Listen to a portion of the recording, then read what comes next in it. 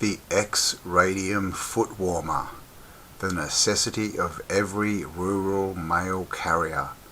Costs nothing to operate, no carbon briquettes, charcoal, gasoline, petroleum, etc. No danger, no odour or smoke, but light, convenient, safe and furnace for heat. 10 inches long, 6.5 inches wide and 4 inches high. It weighs about 10 pounds. Made in 2 parts, a heating pad filled with X-Radium, a wonderful substance newly discovered which absorbs heat like a sponge absorbs water. Place this pad on any stove or over any fire for 20 minutes and it will get hot and remain piping hot for hours. Second is a receiving footrest into which the pad slips after being heated. And it retails for just $1.50. So don't suffer from cold feet or run the risk of grip and pneumonia, but send out for an X-Radium foot warmer and be prepared for inclement cold weather. If the dealer cannot supply you with X-Radium foot warmer, send us your order direct. So there you go, the X-Radium foot warmer. And we are here on a site called the Smithsonian. So there you go, and this is the Smithsonian and it's talking about foot warmers. Now this first one is actually a charcoal foot warmer, and you can see in here they've got a drawer and you put coals in there. But this one is a radium, and it uses radium which holds heat. And I thought we'd have a bit of a look at radium and a few other things, just coming off the back of the video I did yesterday where I showed an abandoned castle and it had fireplaces with the old heat, like the heat shields behind them. And many people mentioned that they were probably radium fireplaces. So let's get in, have a look at a bit about radium, what it is, how they used it in the past.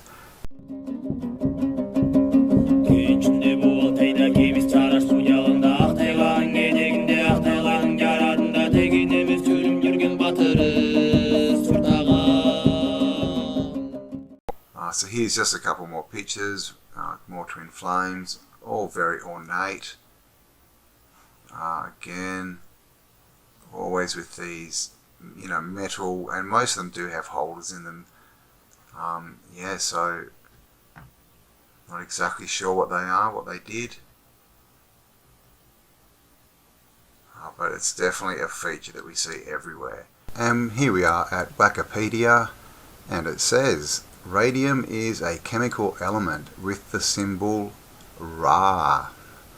And isn't that interesting? Ra as in the sun god, Ra.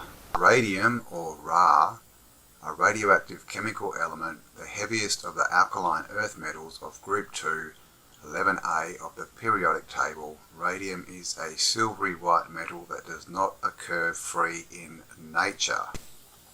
And the history of radium is it was discovered in 1898 by Marie Curie and Pierre Curie. They managed to extract 1 milligram of radium from 10 tons of uranium ore, pitcher blend,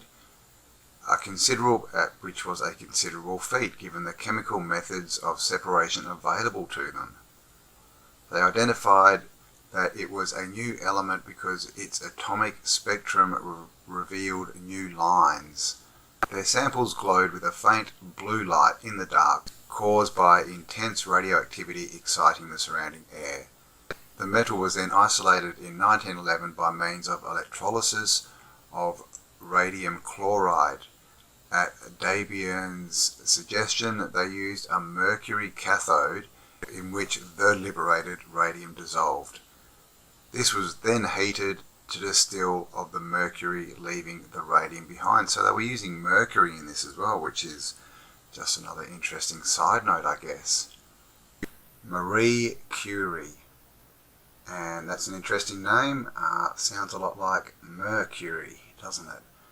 So Marie Sklodowska Curie was born in November 1867 in Polish, and she was a naturalized French physicist and chemist who conducted pioneer research on radioactivity. And blah blah blah. She was basically the first woman to win a Nobel Prize. She ended up winning 5, and she was the first woman to become a professor at the University of Paris. So she was an accomplished lady, but basically we all know her for radiation. And it's interesting that down here it says the 1911 Nobel Prize in Chemistry, she won the 1911 Nobel Prize in Chemistry for her discovery of the elements polonium and radium in 1911. Now, we just saw some pictures of radium being used. It looked like being used everywhere back, definitely 20s and 30s, but these carriage ones, this is horse and cart time. So this was being used, horse and carts, before the turn of the century. But it says that she invented it in discovered it what does it say? It says discovery, but it's really, what's the word I'm looking for? Isolated, yeah. So she isolated the elements and named them as polonium and radium, 1911. So there's something dodgy going on here. Clearly radium was being used, all those pictures, that fireplace picture, clearly that's back 1800s to 1700s probably. But they say that no one knew what radium was, and then of course she discovers it, and then it's all radioactivity and it's bad for you, and it all disappears very quickly. And now we have to burn wood or pay for gas or electricity to heat for cooking and house heating. And here we have the death and legacy of Marie Curie, Miss Mercury, July 4th, 1934, at the Saint Salomo's Sanitarium in Passby, France. At the age of 66, Marie Curie died. The cause of her death was given as aplastic pernicious anemia, a condition she developed after years of exposure to radiation through her work. She left 2 daughters. So basically, this is the whole thing with radiation. It's basically all hinged on Marie Curie. She was the discoverer of it, and then it took her like 40 years to die from it. But then they're saying it's radiation poisoning, and then we have this whole radiation story. And I mean, you've just got to look at places like Chernobyl. Back in the 80s, it's going to be uninhabitable for thousands of years. Everything's dead, radiation. That place is a forest. It doesn't look doesn't look affected by some mysterious force, that's for sure. So basically, with Marie Curie's death and the whole narrative that radiation killed her and it's deadly, of course, things like radium, which they say is the most radioactive of all the metals, was banned. So basically all the tech that went along with that also went with it. And of course, radium, it's known as Ra, and the name radium, they say it's named after Greek ray, because it emits light. So ray is of course from Ra. Ra or Ray was the primary name of the sun god of Egypt. He was often considered to be the king of the gods and thus the patron of the pharaoh and one of the central gods of the Egyptian pantheon. He was also described as the creator of everything. Ra was so powerful and popular, and his worship was so enduring that some modern commentators have argued that the Egyptian religion was in fact a form of veiled monotheism, with Ra as the one god. So blah blah blah. Built temples to him. Obviously, look, if you look at all these pictures, you can see what he's associated with. Clearly, the sun and sun rays, right? And rays, Ra, radium, heat, all this kind of stuff. So it's very, very linked. And it has the atomic number of 88. It is the sixth element in the group of 2 on the periodic table, also known as the alkaline earth metals. Pure radium is silvery white. It readily reacts with nitrogen rather than oxygen on exposure to air, forming a black surface layer of radium nitride. All isotopes of radium are highly radioactive, with the most stable isotope being radium-226, which has a half-life of 1600 years and decays into radium gas, or specifically isotope 222. Don't they love their numbers? When radium decays, ionizing radiation is a product which can excite fluorescent chemicals and cause radioluminescence. So of course radium radiates, right? It radiates things. But basically it says it's radioactive. Down here it says, in nature, radium is found in uranium and to a lesser extent thorium ores in trace amounts as small as 1/7 of a gram per ton of uranite. Radium is not necessarily for living organisms, and adverse health effects are likely when it is incorporated into the biochemical process, which is of course life, because of its radioactivity and chemical reactivity.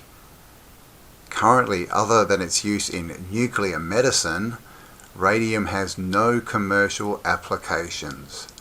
Formerly it was used as a radioactive source of radioluminescent devices and also in radioactive quackery. And of course that is a scientific term. So I'm not sure. I think ducks were playing with radioactivity or something. Quackery, some science term. Must have been a doctor. They're quacks, aren't they? Yeah. For its supposed curative powers. So that was quackery. No curative powers. Today these former applications are no longer in vogue because radium's toxicity has become known and less dangerous isotopes are used instead in radioluminescent devices. So they're talking about light. And, just to hammer it in, down here it does get back into, radium has 33 known isotopes. All of them are radioactive. 4 have a half-life of 11.5 days, but up to 1600 years, and it's called Ra. So it's, it just keeps going over radioactivity, bad, bad, bad. So it's telling us it's bad, and it's telling us all these health cures they used to use were quackery. Well, we've even got a picture of some quackery there. There you go, labelled radioactivity quackery. It is the quackery, God, who wrote this? That improperly promotes radioactivity as a therapy for illness, unlike radiotherapy, which is the scientifically sound use of radiation for the destruction of cells. Oh, okay. Quackery pseudo-scientifically promotes involving radioactive substances as a method of healing. There you go. It's all quackery. Okay, so here we are at stolenhistory.org, 19th century radium heating systems. And here we have a picture. And you can see in the background we have a radium. This is a radium fireplace, and you can see it's radiating heat and maybe light as well. It looks like it's just got one candlestick in the middle there, and so this is what we're talking about. Fires, they're so ornate and everything, and were they built for logs and fires, or were they built for radium? The mystery of radium remains unsolved, and no one has yet been able to ascertain where it gets the energy which it continuously radiates as heat, light, and rays of such astonishing penetrating power. When King Edward and Queen Alexandria visited the London hospital recently, a pile of 6 pennies was placed on top of a minute piece of radium, and the light was visible through the coins. From 1903. A few years ago, I went on a little road trip with my wife somewhere in Utah. We stopped at this place called Fort Bluff. It's a neat little recreation of an old fort.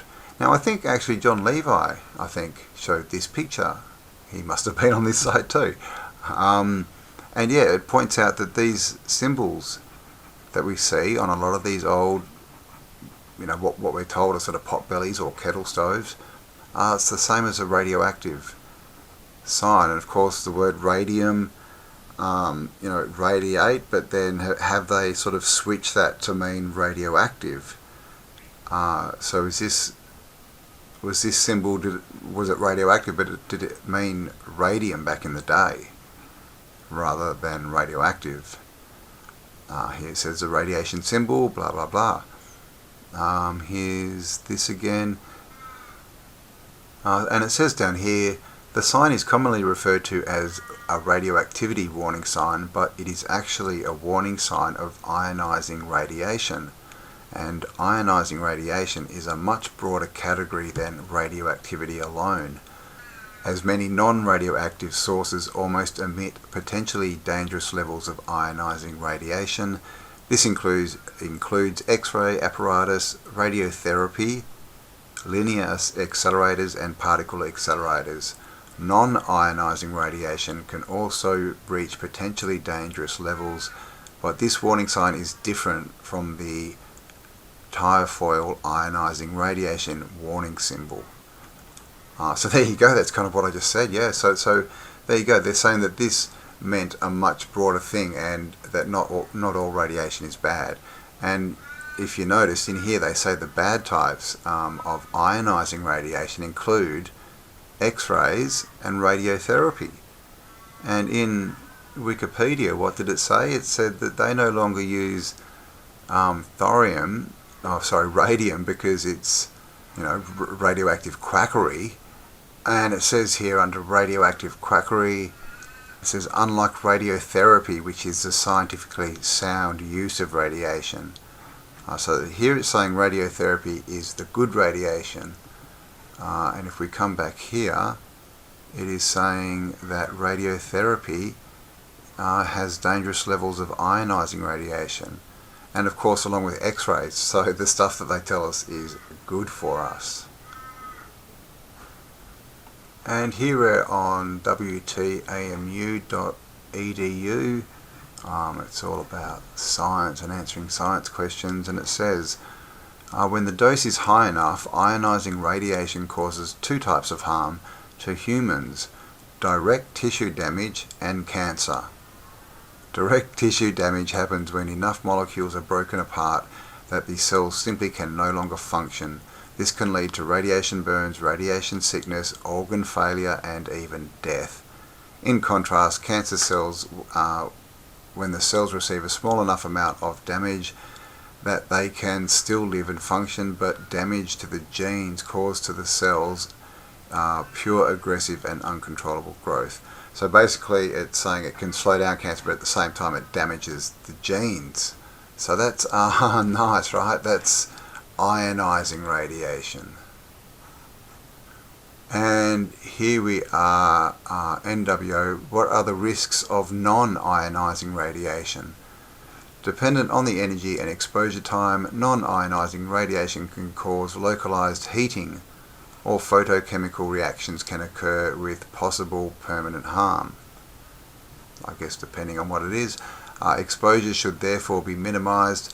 Inappropriate or incorrect use of the wrong design increase the chances of physical harm. So it doesn't really say a lot there. Specific risks: ultraviolet light is emitted by hot light sources such as the sun, so burning, flash. Excessive exposure mainly poses a risk for the eyes and skin. So basically they're talking about ultraviolet light, ultraviolet light from the sun there. Okay. During work, risk for visible light, high temperatures again, risks with radio waves. Source of radio waves and microwave radiation are high frequency generators. Well, we know about microwaves and things like this.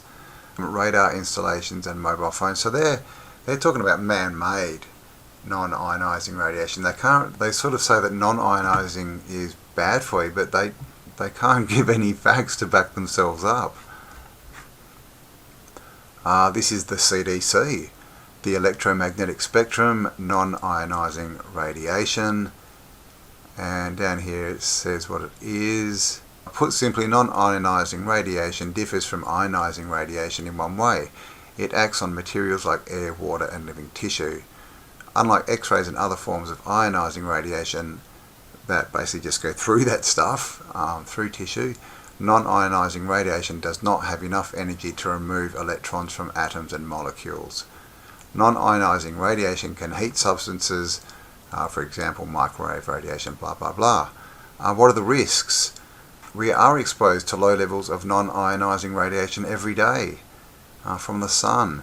Direct amounts of non-ionizing radiation may result in damage to tissue due to heat. So again, sunburn. This is it. Risk from ultraviolet. So they say it's really bad. And down here, this is, the radio frequency microwaves and things, which, of course, are man-made. So as far as radium and non-ionizing radiation, it seems that it's actually not harmful at all, but they're trying to tell us that it is harmful. So there's also things called masonry heaters. And it says here, a masonry heater, also called a masonry stove, is a device for warming an interior space through radiant heating by capturing the heat from periodic burning of fuel, usually wood, and then radiating the heat at a fairly constant temperature for a long period. So basically they've got a lot of metal in them and masonry, ceramics and things that hold the heat, and the idea is you heat them up and then they radiate the heat. Now it says, they were used for cook stoves, blah, blah, blah, blah, blah. But the thing is, we see, heaters like this in a lot of old buildings or fireplaces or whatever they are. And again, the question is, were these made for wood?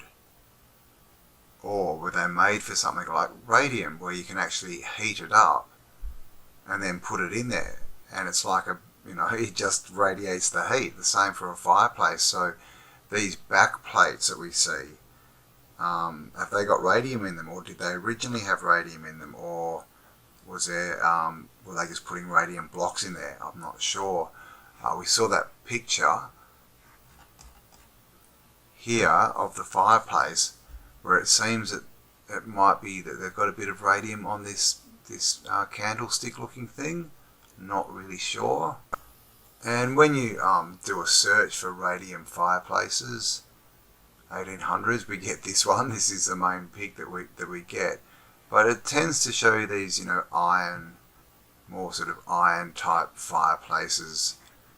So basically, the whole radium narrative they don't want spoken about. Now here's a fireplace.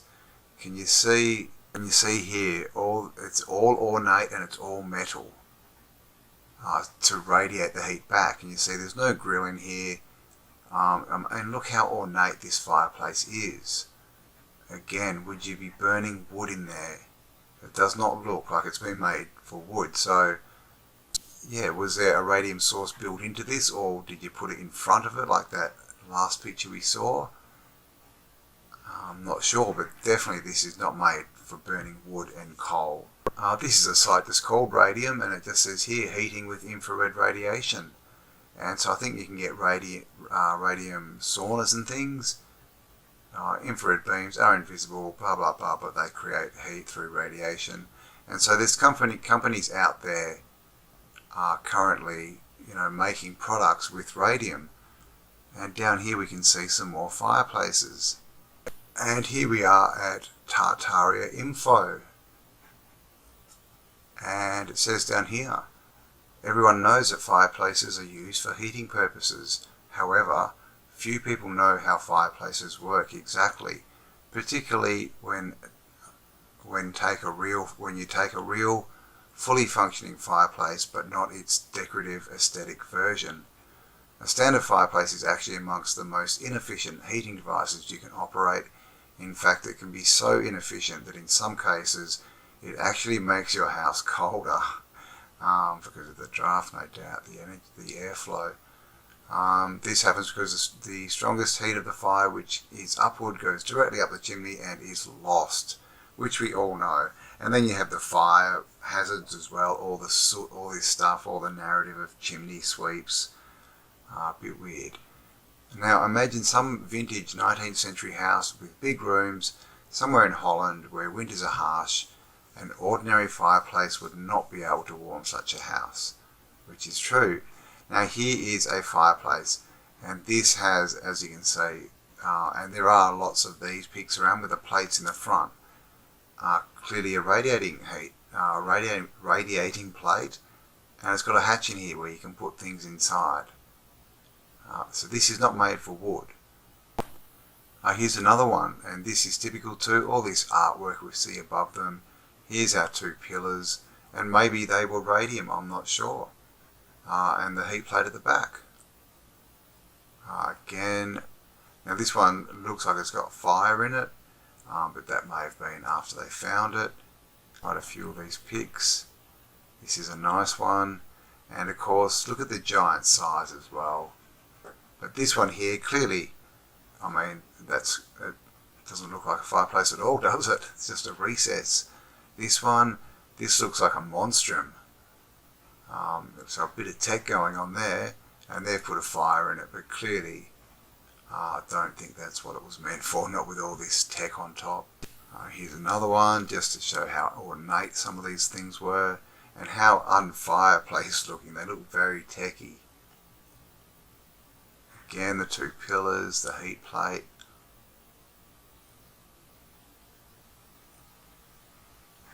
There's that plate at the front, or is that bricks? I'm not sure. And again, you know, we always see mirrors and artwork above these fireplaces, which doesn't make sense. Twin pillars here, twin pillars here. So just everywhere, and of course we know about the twin pillars. These have got balls in them. Maybe the radium went in there, I'm not sure. But the twin pillars, right, we know about twin pillars and arcs and electricity and opposing poles and all that kind of stuff. And so some more fireplaces. And again, you know, they've all got the same traits. So many of them too have the pillars here built into the side, or columns, and then you have the smaller pillars. Or I'm calling them pillars, they're just like iron things that are sometimes pillars, sometimes they're statues. Here we go, artwork above a fireplace. Soot coming out, really. Trim poles. Again, and see these are a lot more ornate, but still two of them, and the heat plates. So we see this stuff everywhere here again, two more with the balls. So clearly there was something else going on here. This is just a depiction of a chimney. And it says, let's imagine that the fireplace and the roof are connected by metal bondings through the chimney, like in this image. So we can see metal bondings going up to the top, dome or whatever. The whole construction becomes one solid conductor connected with three metal plates in the firebox, which would be the plate and the two pillars. So as you see, all fireplaces shown above have one common trait, a metal plate behind the firebox. The metal goblet looking objects, which are these objects may be various sizes, while the bigger are usually put near the edge of the fireplace. A function of the metal plates is quite clear. They reflect infrared rays when fireplace heats up, like an ordinary fireplace does. The goblets, on the other hand, have nothing to do with an ordinary fireplace that heats up for combustion. Exactly, what are they there for? The Europeans probably couldn't understand the original function of these goblets, but due to their mentality decided to keep them intact. Oh, there you go. So, yeah, were they, you know, exactly, it was this one big system, and this is the thing about these buildings. We know they were built as a system, you know, all integrated, all self-sustaining, you know, off-grid, you know, if you want to put that way. They weren't connected to any grid, they were all self-sufficient. So you can imagine if there was heating and these were the main heat outputs, you know, was it somehow transferring the heat from fireplace to fireplace, even through ducting, and it was all part of the same system. I mean, is that a clock built into this one? I mean, just look how ornate this is. Ridiculous. So let's imagine, yep, and then it says down here, ether capacitors put near the fireplace provoke oddy currents. Oh, sorry. Ether capacitors put near the fireplace provoke eddy currents in the metal frame, which transmits them to the metal plate. This is how it may look. So eddy's currents. Now, eddy's currents are very interesting. It's like, I'm not sure how to explain eddy's currents, but they basically have an effect on force. So if you drop a magnet through a copper pipe, it will produce eddy's current, and it'll basically, the magnet will take longer to fall than it should. And so it sort of, I don't know, it makes the air thicker, holds it, and then it sort of radiates it as well. So that's what they're talking about here. Eddy's currents. Radiating the heat out as part of these, they're calling them goblets, these, twin pillar things. The intensity of electric current in the center of the metal plate was probably so high that it made the plate incandescent and radiate heat. It is possible that there were some other secrets inside the fireplace. Similar capacitors could be installed in the upper part of the firebox as well. Moreover, the chimney had its own function of removing the air that became unhealthy after contact with the incandescent metal. Well, there you go. That would make more sense. So they're just like they're saying the chimneys, as well as being like a shaft to connect, to the rest of the house, it could just be like a flue, to get rid of any unwanted odors, and just the heat was radiated out. And have they put that radiator in here? Look at this fireplace, there is even no place for wood. Yeah, so I'm not sure if that's a retrofitted radiator there in this nice old fireplace. Look at this fireplace though. There's again. So there you go, fireplaces, radium. Now what were they doing with radium back in the day? They tell us that it's, it's bad for your health, that's only quackery. And then they tell us that, the radiation given off from radium is bad for you, but, the isotopes from X-rays are good for you. So let's see what was happening, and this is back in the sort of 30s and 40s. Radium emanation water drives out uric acid. Suffering from too much uric acid and disease caused by faulty elimination, rheumatism, gout, periodical headaches, neuralgia, constipation, neurasthenia, auto-intoxication, what's that? And lack of bodily vigour. Quickly relieved in a natural way without drugs or chemicals by our new discovery, radium. The way to make radium water in your own home.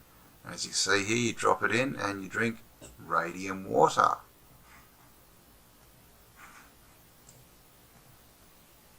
Radium Beauty, anyone?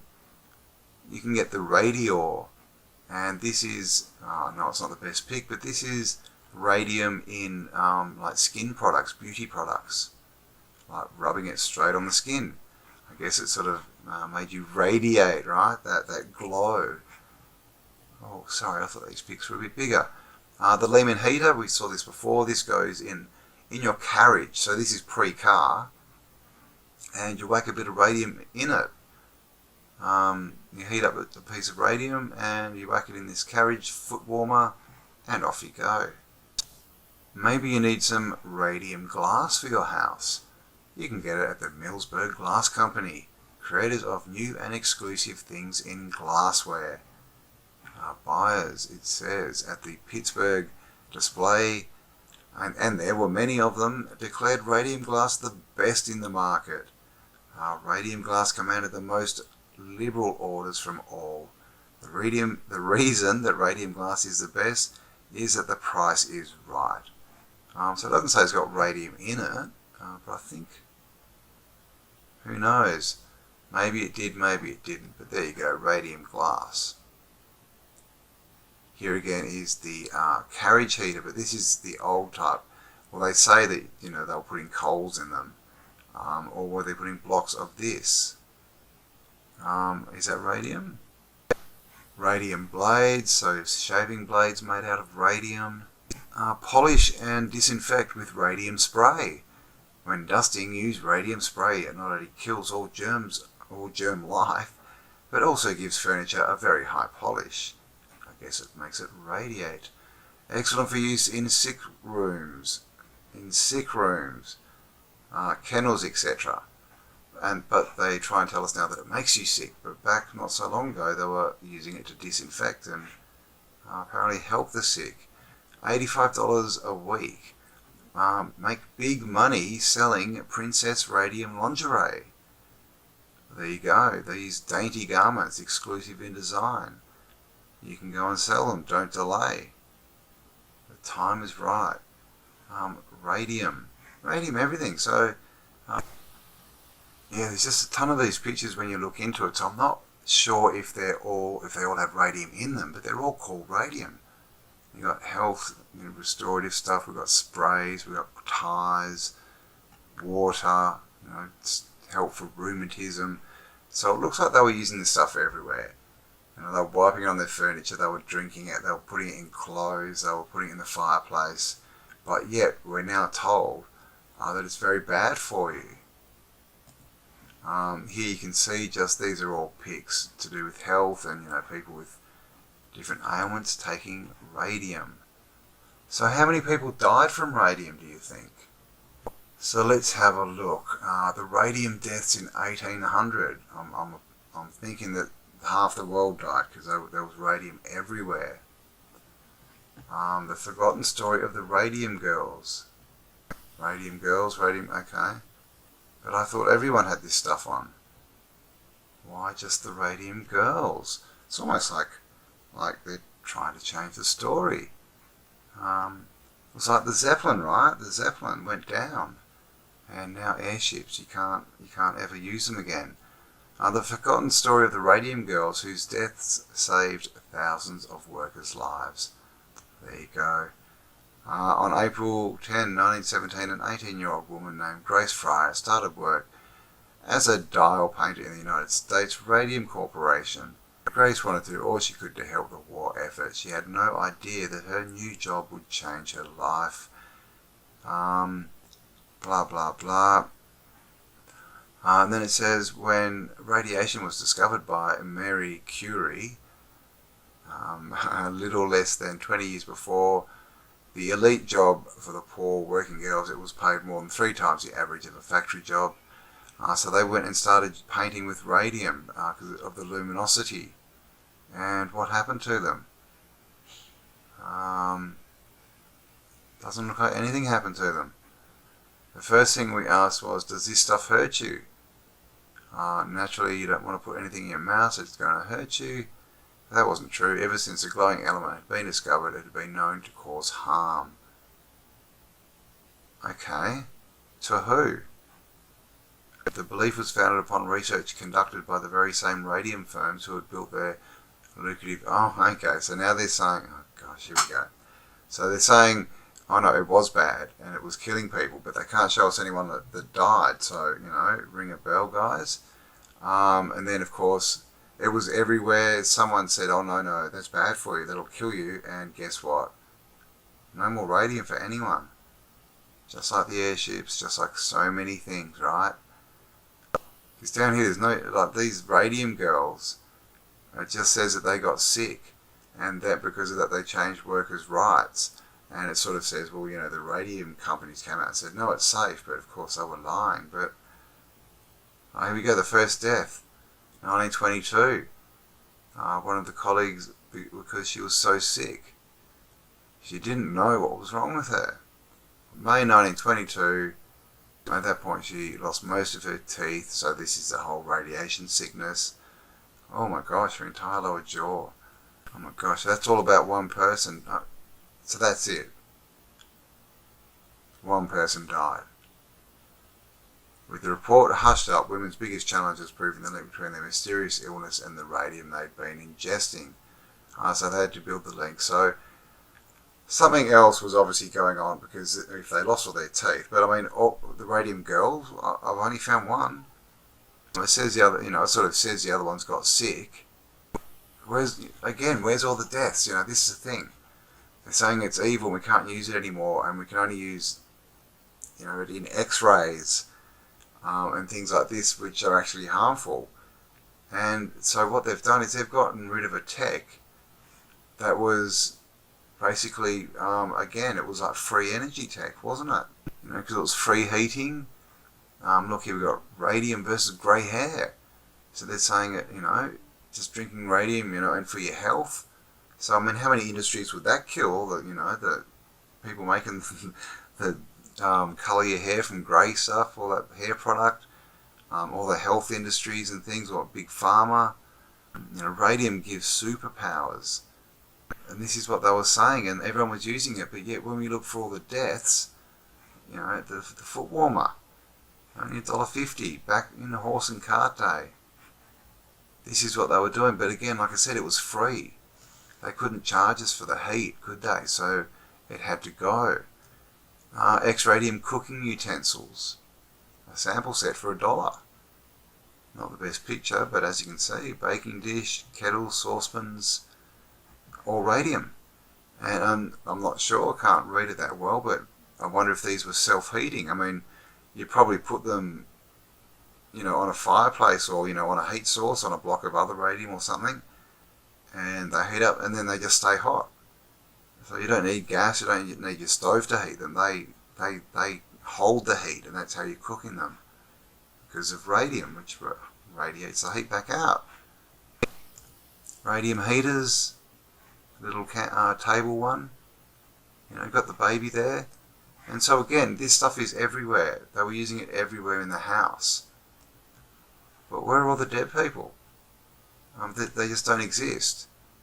All there is this silly, the forgotten radium girls, where one, maybe two people died, and they had to fight and try and find a link to radium.